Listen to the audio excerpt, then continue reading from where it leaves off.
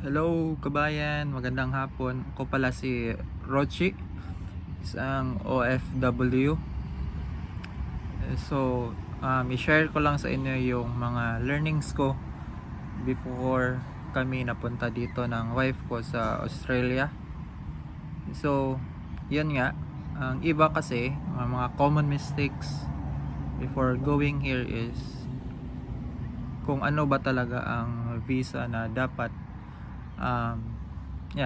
piliin. Kung mapapansin niyo, madaming agency sa Pilipinas, merong nag-o-offer na, uy, dapat mag student visa ka.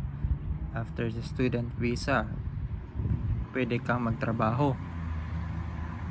So, yun nga, pwede naman na diretso ka na lang sa working visa.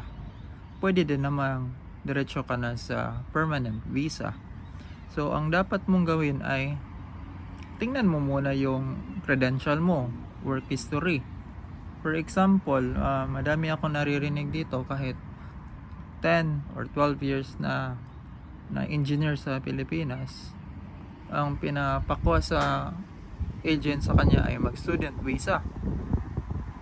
So, kung mag-student visa ka, malaki yung lalabas mo na pera. So, usually, nasa 800,000 to 1.5 M. So, hindi ka pa nga nakapag-work, gagastos ka na ng malaki. So, luging-lugi ka dun. So, student ka na nga, mag-aaral ka pa, tapos yung night shift mo, magtatrabaho ka pa, nagbabayad ka pa ng tuition mo, paano pa yung ibang expenses mo? So, sobrang hirap. So, I suggest, tingnan nyo muna yung work nyo, yung credential nyo. Kasi may tinatawag kasi dito na short skilled visa.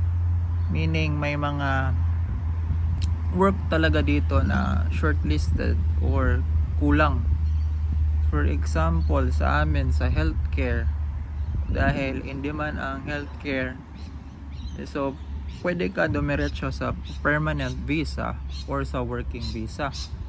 So wala ka nang aalanahin na pupunta ka pa ng eskwela, tatrabaho ka pa sa gabi, di ganong pagod.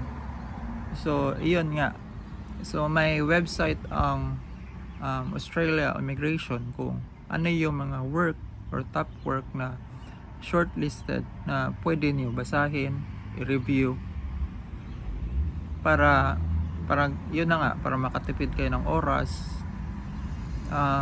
pera, at yun nga, yung pagod at stress. Kasi ibang iba yung stress kapag malayo ka sa Pilipinas. So yun, balikan natin. So before ka pumunta dito, alamin mo muna yung visa na nararapat sa iyo. Alamin, mag-research kayo kung ano yung mga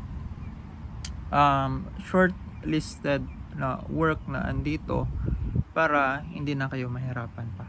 Okay, so that's my tips for today.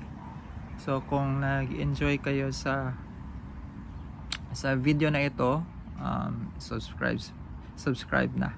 Okay, bye.